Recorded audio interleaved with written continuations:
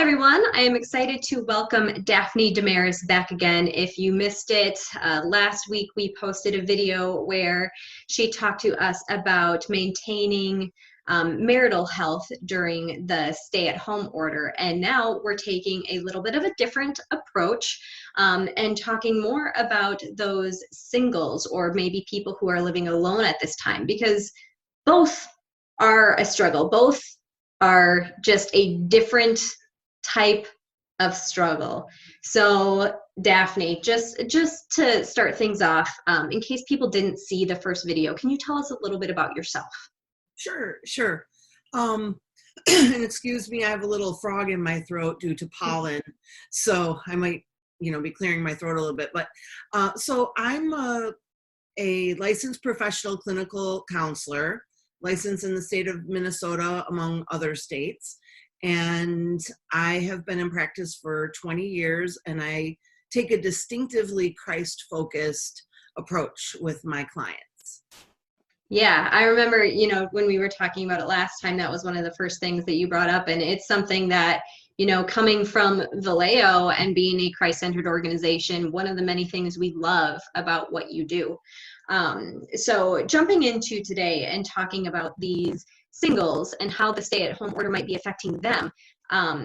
First of all, just what are some ways that you think people can be tending to their mental health right now? Because that is just a huge issue. Sure. Well, as I was thinking about this, I kind of divided it up into sort of two main sections. Mm-hmm. And the first section that I'll talk about is singles who live alone. And then I have a little section on singles with roommates. Okay. So what I like to point out is that being alone doesn't equal loneliness. Mm-hmm. I'm single, I've been single forever. And I don't struggle with loneliness most of the time. I mean, I have my moments, I'm human, I'm not a robot, Right. but I'm okay being alone. I think I'm an ambivert, and an ambivert is someone who can be extroverted, and have a lot of energy, but then when the energy's gone, it's like, I need to be by myself, So I just wanted to point out, there's a difference between those who struggle with loneliness regularly and those who do not. But even those who do not will feel lonely sometimes because of limited interactions. And that's what I've had to recognize for myself. I had limited interactions before, and this has even more, hemmed that in. And so, one of the first things that I thought of is, don't wait to reach out. If you, and this is a two-way street. So I've made my rule that if someone's name pops into my head, I'll pick up my phone and I'll text them. I'm thinking about you today. How are you doing? And it'll be just that little thinking of you text that can lift someone's spirits if they're feeling really lonely or isolated. So, other ways that you can reach out are to send cards or gasp, make a phone call, actually talk to someone on the phone, hearing the voice of someone that you like or love is way more impactful than a text. So think of other single friends who live alone and reach out to them. And another one is, if you're an extrovert, this is even more important. You need to create opportunities for connection. Even a socially distanced visit. So last Saturday, a friend of mine popped over and we sat out on the front lawn of my apartment building, and we were, appropriately 7 or 8 feet apart. And although I couldn't give her a hug, she brought her dog along. So I got to snuggle Benny a little bit. And it's just nice to be in the same place with somebody. Having spent the majority of the last 6 weeks within the 4 walls of my apartment, so create those opportunities for connection. And if you don't live in the same area or the same state, then a Skype call or a FaceTime call. I've had FaceTime coffee chats with, my friends. I know we're all getting kind of tired of screens, but it's better than letting the loneliness really take a hold of you. Right. So those are the first two things. Don't wait to reach out. And, if you're an extrovert, this is even more important. Create those opportunities for connection. Yeah. And And actually, oh, sorry, I don't mean to interrupt you. Go, you can finish if you have. Okay.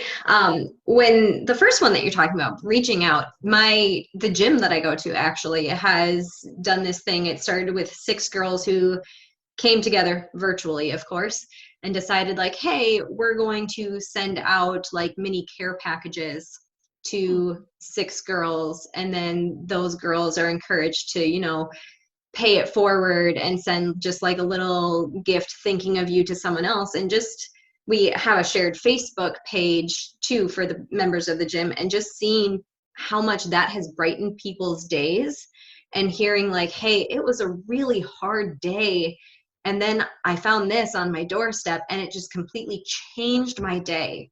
Like, so definitely keeping in mind how much reaching out to someone, whether it is a text, a phone call, like mailing them something, it makes a big difference. yeah, yeah, I'll say especially if you haven't heard from that person in a while.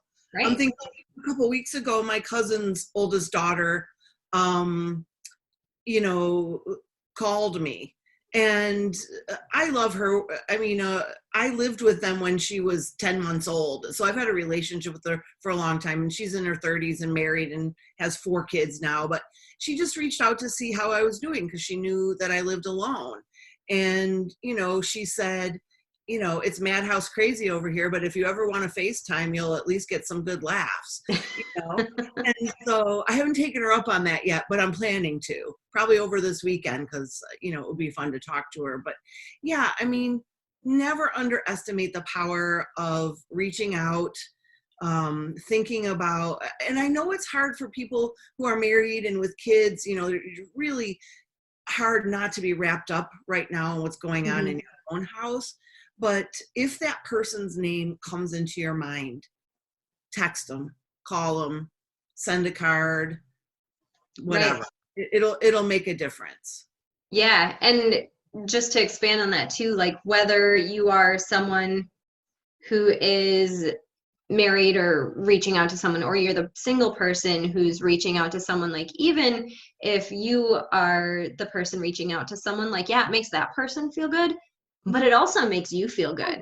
Like Oh yeah, just knowing that you've made that difference for someone else too, like it feels so nice to be like, oh, like they really appreciated this. And like that makes me feel better too.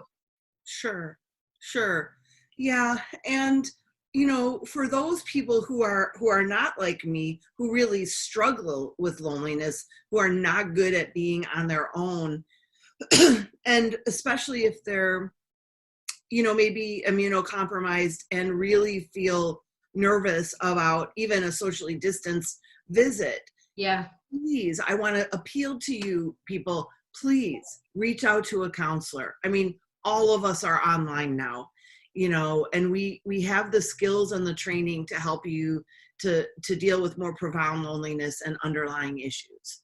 I have a lot of clients who were not doing great before this started, and this has just sort of magnified and amplified how they're feeling, isolated, and just do not take a risk with your life. Yeah. Please reach out. Absolutely. And, I feel like it's important to say too, like reach out, even if you feel like you're not to that point yet. Like if that's something where you could even Yeah, potentially see yourself going, yeah, like don't. reach out, don't wait. Hmm. Yeah, I think that's really important to point out. Hmm. Yeah, and I've even, this is a bit of a controversy these days, is emotional support animals. Hmm. And I want to make a point that service animals are highly trained. Thousands of dollars are put into training service animals. They're the ones that you will see that wear the vests and it Hmm. says, service animal on them. An emotional support animal is not that. An emotional support animal is just an animal that is your personal pet. And a lot of places that people live don't don't allow pets. But if you meet the criteria, and there are certain criteria to meet, then a therapist can write a letter for you to be able to have a pet at your apartment or home if you're renting. And I've written a few of those letters for clients because I really, realized that having a pet would be a good for them, something to Yeah. get out of bed for in the morning, a dog to walk, a cat to feed, and there are lots of studies on the therapeutic value of having a pet. Yeah. I have a cat, and I mean, I love her to bits, and she makes me laugh every day, and I'm so grateful that I have her. I'd be a lot more lonely without her. So, Yes. It is absolutely amazing kind of that difference that a pet can make in your life, just with like you were saying, giving you more of that sense of purpose, giving you more meaning to get out of bed, to mhm. do something, because you know that there is another living being relying on you. And I think that's a big part of the human condition, is needing to feel needed, right? Yeah, Being able to say like, oh yeah, like this being needs me, like that definitely makes a huge difference for people. yeah, and they're snuggly. I know. I remember in graduate school during finals, they would have just dogs in the common area just for people to sit and like pet for a little bit and just try to de-stress. And I Mhm. mean, you just kind of feel it melting away as you're like snuggling this puppy or just like petting this chill dog. But Mhm. they're great too for getting you outside and getting you on walks and keeping you active, which that can be another big thing when you feel like you're quarantined to your house and not getting in that movement or that natural Oh yeah. I mean, sunlight. absolutely getting those endorphins going, moving, getting your heart rate up. Yeah, all of those things are good Hmm. for mental and emotional health as well as physical health. Yeah. Yeah. So we've been focusing mostly on people who are living alone. Do you have any last tips for those who live alone, or should we start transitioning into roommates? Sure. I have one last tip, and Okay. that is, think about things you used to like to do, but gave up because you were too busy or just, didn't have time or forgot about. I Hmm. started drawing again. I'll show you. I have a little notebook, and so, just drawing little Oh, pictures. awesome. Or one of my favorite things to do is called Zentangle. And it's all these patterns and colors, and it takes a lot of time, takes some time, but when you focus creatively, it does some good things for your brain, and also gets you out of any um, thoughts that you might be having. So yeah, Yeah. drawing, dancing, cooking, um, creative things. And I'm not going to be like a certain celebrity who said now would be a good time to write a book or learn a foreign language. A lot of us are finding ourselves more tired, right now. And so, like, I'm not saying you have to be perfectionistic and goal oriented, but yeah, I mean, you've got probably more time on your hands. So people are knitting, crocheting, painting, lots of good creative outlets. Yeah. And so what you were talking about, just with like kind of diving into something that makes you lose track of time and like changes just your mind and everything like that. So in coaching, and I'm not sure if you guys have the same term or not, but we call that a flow activity, Okay. where it's something that's a little bit challenging to you, but you really enjoy, and you just kind of get sucked into it and you lose track of time. And that is just really beneficial mental health wise for anyone, and especially during a time like this, like it's just even more so important. So that's one where a lot of times when I'm working with people just as a coach, even asking the question, you kind of said it too, like what did you used to find joy in before? And I'm not even talking, a couple months ago, like years ago, when you were a Oh, kid, a childhood. preteen, a teen, yeah, childhood. What brought you joy at that point? And like, now that you have more time, is it something that you can reintroduce into your life? Sure. Yeah. I mean, that reminds me, I used to dance as a child. Mhm. I took lessons for like 11 or 12 years, and I love to dance. But I gave it up for some reason. And so, as a therapeutic exercise in my own healing journey, I was challenged to pick up these things that used to bring me joy. One of which was coloring or drawing, and the other was dancing. And I'll never forget the first time, I think I had some, fun praise and worship music on or something, and I started dancing in my living. I actually started to cry. It was such an emotional release. Yeah. And that's important too. We can't just swallow down our emotions and say I'm fine. And even though I'm a big believer in practicing gratitude, you also have to recognize the other emotions that are coming up inside you at this time and not discount Mhm. those. Mhm. Absolutely, I agree. Yeah, that's a great point. So, wonderful tips so far. We've definitely covered some great things. Now, when it comes to those living with roommates, what Mhm. kind of different tips do you have? Yeah. Yeah. So if a little too much togetherness is leading to conflict, and we talked about that in marital situations, but it's even more important to work together to resolve those problems and reclaim that sort of that peaceful relationship, because Mhm. now more than ever, home needs to be a safe and nurturing place for anybody who lives there. You don't want to be feeling a lot of dread when your roommate is getting up in the morning, or just staying in your room to avoid seeing your roommates. Avoidance is Right. never a good way to help things. No.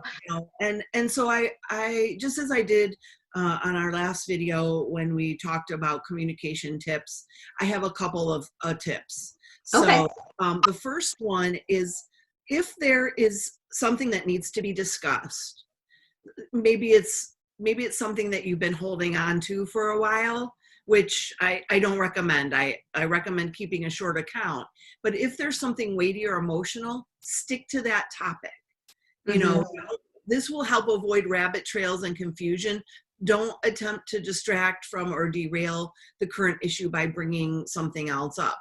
It's sort of like and another thing. Oh, and another thing. No, just deal with one nugget at a time. um, Yeah. And I think that's important too, just so that the other person, because again, like this is a dance, this is a two people thing, this isn't a one-way street. So like bringing it up one thing at a time helps the other person to not feel attacked, right? If you all of a sudden bring up one thing and then unleash 5 or 10 different things, this other person's just gonna shut down and be like, right. why are you attacking me? Why are you throwing this all in my face right now? Right. Right. Yeah. And that kind of is a good segue into my next tip, which is stay in the present.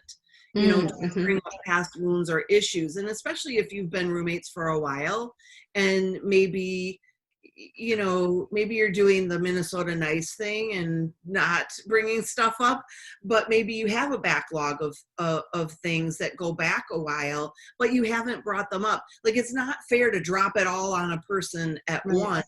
And so, just stay in the present. Don't Or another thing is, if you've resolved something, there's no reason to bring it back up. If you're dealing with this, don't say, yeah, it's just like the time you did this. Mm-hmm. Especially if that's resolved. Why bring that up again? Why reopen a wound? you know Right, right. So, for example, like if you're just tired of all of their dishes in the sink or something, right. approach them just about the dishes. Try to find a good fix to that. Don't also throw in like oh yeah, and like this is so like you to be such a mess with like leaving your shoes out. Remember last summer when you brought your bike in and you like made a trail in the lip? Like, All nope, of let's not go there. Let's focus on the dishes. Yeah, yeah. And my third tip, and this kind of goes along with the tip I gave in the marital video about taking your the other person's personality into account. Yeah. So this is a little bit different and this is, if you've tried one way of communicating a feeling or an idea and the other person doesn't seem to understand, try another phrase or a word picture. Don't keep repeating the same thing over and over again and expecting it to make your point if they don't get it. I have a saying, communication is subtle. You must be specific. So you might think that you're accurately communicating, but the other person might really not understand. And so you can always say, tell me what you're hearing me say. And, and then say, well, actually, this is more like what I mean. So it good communication between people who care about each other or even love each other. Roommates can be like sisters. You want to, or brothers if it's, men, you want to reclaim that safe territory with each other. And it's worth that effort. Yeah. Yeah. And so what you've mentioned kind of brings up a couple things in my mind. Like, first of all, there are those of us who are able to think aloud in our heads, right? There's some people who do have that internal dialogue. For those of you who have that, like, definitely have that conversation with your roommate in your head first. Try to understand like how they might be interpreting what you're saying. Like you said, when you actually have the conversation, see how they're interpreting it. But for those people who don't have that internal dialogue or anything, like, maybe try writing a letter, like writing it out and then reading it out loud to yourself and trying to put yourself in your roommate's shoes as you read this aloud and like listen to it as if it's being said to you. How does it make you feel? Yeah, I would say, oftentimes I'll have clients do what I call therapeutic letter writing. And the goal of the first letter is just to sort of puke up your feelings on paper so that you're not like overwrought emotionally when you're having the conversation. But then to scrap that and decide what do I actually need to say? How do I want to say it? Yeah.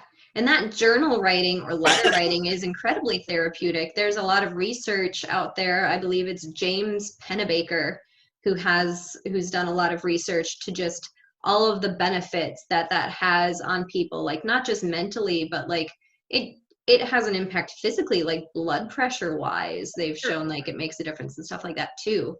Oh yeah. So, yeah. We build up a lot of internal pressure, and we store a lot of emotion in our bodies. And so, yes, there are lots of ways.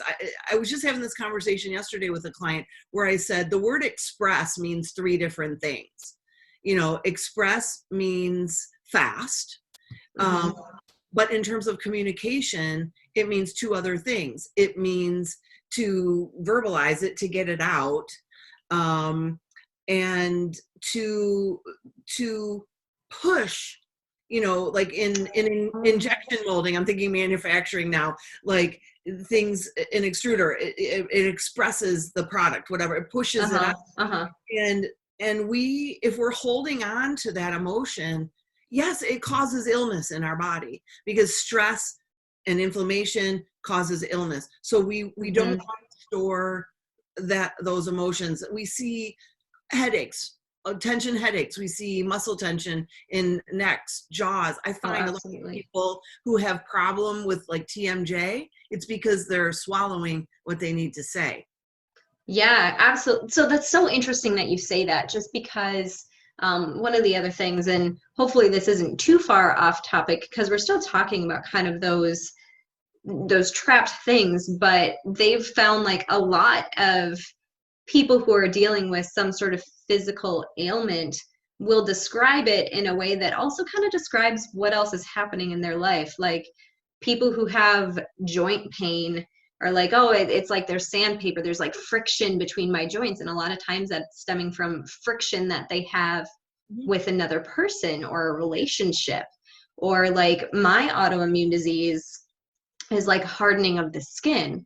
And there was another woman who had this, and she was describing that her onset was after she like had a pretty big fall in public, and she's saying she felt really embarrassed and kind of went into her shell, like put up this hard exterior. Mhm. And I'm just like, isn't that interesting?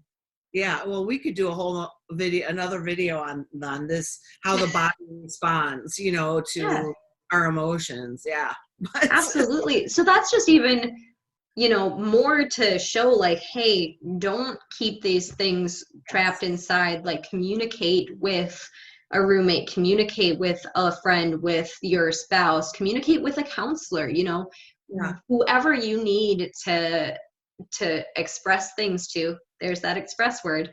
yeah, Do that, because keeping it inside is not going to do your health with that relationship or with yourself. It's not yeah, going to do that any yeah. favors. I mean, resolving conflict has multiple benefits. It has the benefit internally of releasing that stress and feeling safe again. Hmm. And another thing that it does is it lets you know if the other person is willing to continue that conversation until it's resolved. They care about you. They can be trusted with your feelings. They're a safe person, Right. and a person who's it's worth staying in a relationship with.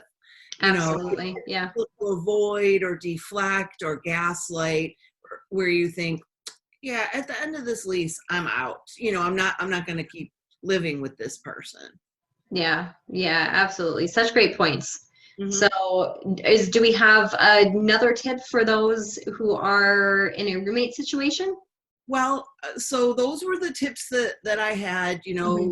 Stick to one topic, stay in the present, try to find another way to phrase it, another word Yeah. picture. Yeah. But then I have a spiritual practice to increase your well-being. Okay. And it kind of combines what we're talking about, that body, mind, spirit connection. And actually, I came up with like two, but the first one is breath prayer. And you're probably aware of this because you work in a health and wellness clinic, but Uh, a lot of people don't realize that Americans tend to be extremely shallow breathers, using right. only maybe the top third or even quarter of their lung capacity. And so deep breath can be very relaxing. It can be very cleansing for the body. And if you're in some form of anxiety or panic, it can also calm the brain stem. And the brain stem is where the fight or flight response comes in. So Mm-hmm.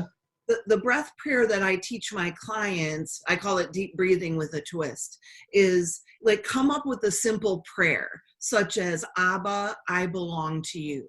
And as you breathe in deeply to the count of 3, inwardly, you're praying Abba. And as Mm-hmm. you hold the breath for a count of 4, and then as you exhale to the count of 7, pray inwardly, I belong to you. And you want to Yeah. do 3 or 4 times, slowly, meditatively. And it's, like I said, it's especially good when you're feeling anxious. Yeah. We used to say, breathe into the count of 3, hold to the count of 3, breathe out to the count of 3. Well, we found that doing different counts, 4, 3, 7, or something like that, you're having to focus on that. And focusing on that gets you out of your deep brain stem where the Mm-hmm. anxiety is firing. Right. And and then also the meditativeness of the prayer, Abba, I belong to you. You will begin to meditate on those words. And Yeah. if I belong to my Abba, like the things that belong to me, I'm responsible for them and I'm going to take care of them. So if I Right. belong to God, he's responsible for me. He's going to take care of me. And that also helps me to calm down if I'm worrying. All the people right now who are out of work or underemployed, worrying about finances, worrying about whatever, this is a great practice to Mm-hmm. invite God's presence, and also get some deep cleansing breaths going. Right. Right. And just from a structural side of things too, like I'd recommend sitting either, with good posture and having your hands like either kind of feeling the back and front of your ribs so you can feel them, like the lower rib diaphragm area expand, or even just laying on the ground on your back with your hand kind of right above your belly button maybe, so you feel again that like lower rib area expand, so that that you're not just using up here, but that you're actually getting that breath deeper into your body. Sure. When I work with clients in session and I'm teaching them how to do this, I definitely have them place their hand on their belly and I observe them, and often they'll start like this, and I'm like, no, that you like really, breathe in deeply. So yeah, if your shoulders are coming way up when you're doing it, it's probably not quite where you want it to be. Yeah. I mean, there's lots of things to look at, and I lead my clients through a whole bunch of different grounding techniques and, things like that. But for the purpose of today's video, I'll just go ahead to my second spiritual practice, and that is Sabbath rest. And a lot of us may be staying busier and not resting as well, or we're self-medicating with TV or, something like that. And while that may be some form of physical rest, it isn't spiritual rest. It isn't spiritual nourishing food. And so at times like this, some of the best things we can do to increase our spiritual or emotional as well as our physical well-being include praise and worship. Philippians 4:4-8 says, rejoice in the Lord always. I will say it again, rejoice. Let your gentleness be known to all. The Lord is near. Do not be anxious about anything. And oftentimes when people are quoting scripture, they'll just go right to do not be anxious about anything. Well, I mean, like half the population has some form of anxiety. So obviously we're not able to muster up that skill in our own strength, but I think we can take a cue from scripture where it says, rejoice in the Lord always. I will say it again, rejoice.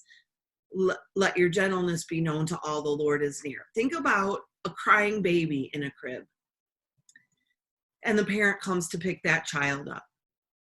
And once that baby is in its parent's arms, and the parent may start to do the rock and bop, and the child calms down, right? It's the presence of the parent that calms that child down. God inhabits the praises of his people. So if we open up our mouths to praise him, even if we don't feel like it, God moves into that moment with us, and it's his presence which gentles us, which calms us down, which gives us the ability to be anxious for nothing. Wow, I love that. Yeah. That presence that gives us the peace that passes understanding and guards our hearts and minds. So praise and worship, like number one, best self-care, right? Yeah. So, and if you want, get some movement, get some dance in with it too. Sure. Yeah, absolutely. Yeah, I mean, that'll definitely help your mood improve. Right. There's so many ways to praise, and like song, dance are some pretty common ones. Oh yeah, for sure. Yeah, and another one of my favorite ones is to listen to sermons or good podcasts. So I set aside Saturday mornings for my Sabbath time, and I will have my coffee and my Bible, and I'll listen to a sermon by Craig Groeschel or Francis Chan or maybe Beth Moore. There's lots of good ones on YouTube.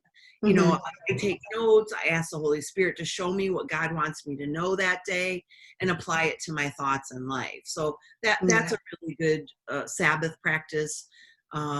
How about getting a few friends together once a week by Zoom or Google Hangouts and share prayer requests and pray for each other? Yeah, that's great. Yeah. That would be a great idea. Or doing a virtual Bible study. Yeah. Yeah.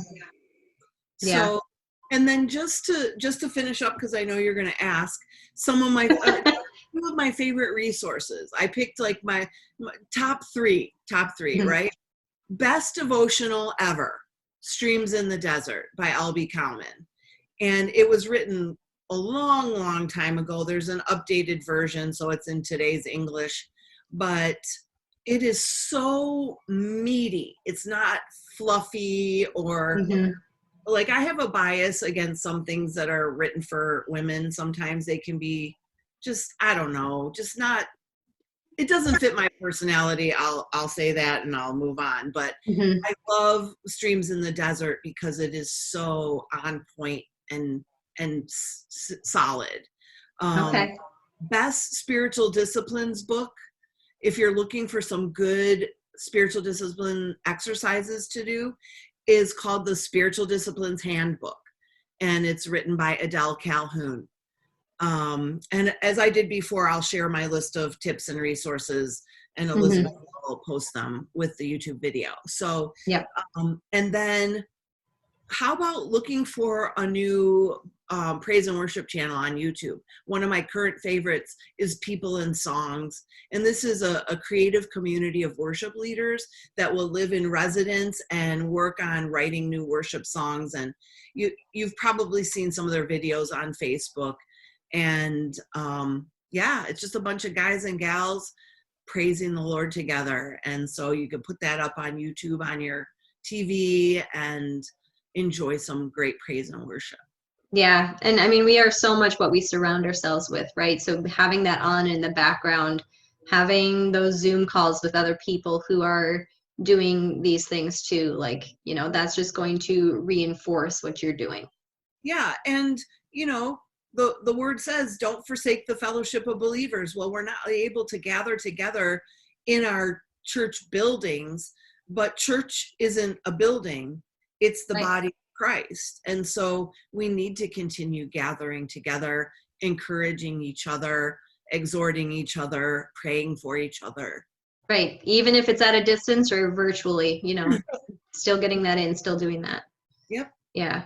Well, awesome. Thank you so much for just all of this information that you've shared with us today. I think all of it is so important, you know, whether people are single, whether they have roommates, whether like even, you know, being married, basically having someone who's very much so like a roommate in many ways, like everything that we've went over today, I just am soaking it in and thinking like, man, this is even just such good information for me to remember and keep in mind. So I think this is just a great resource for anyone. If you are watching this right now and thinking like, ooh, I've really gotten a lot out of this, please share this video with other people, because we all need this right now, right? Like if you're finding that you need it there, chances are that a lot of your other friends need this too. So just final things, Daphne, I know you shared it in our other video, and I will definitely make sure to include it as a part of the description. But if someone would like to reach out to you specifically, how would they do that? Yeah, the best and easiest way is to go to my website, which is DaphneDeMaris.com, and that's DaphneDeMaris.com. And it has my phone number, and you can send me an email right through the website. Awesome. Well, again, thank you so much for letting us pick your brain a little bit and just being in this conversation with me. We really appreciate it. Absolutely. So, all right. Thanks for tuning in, everyone, and we hope you have a great rest of your day. Bye-bye.